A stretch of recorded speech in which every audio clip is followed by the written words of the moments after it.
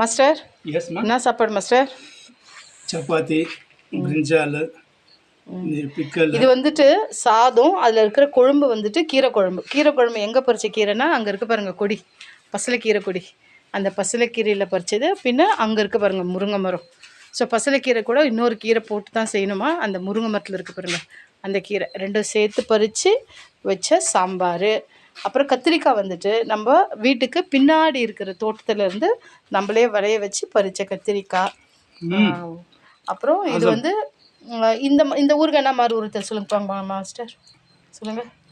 இது நார்தங்காய் ஊருக்காய் நம்ம தோட்டத்துலேருந்து பறிச்சுன்னு வந்தது, நார்தங்காய் மரத்துலேருந்து. ஸோ வாங்க சாப்பிடலாம். ஸோ எல்லாமே ஆல்மோஸ்ட் நம்ம தோட்டத்து சாப்பாடு தான். பிடிச்சிருந்தா லைக் பண்ணுங்கள். எப்படி இருக்குது மாஸ்டர் டேஸ்ட்டு? சூப்பராக இருக்கா?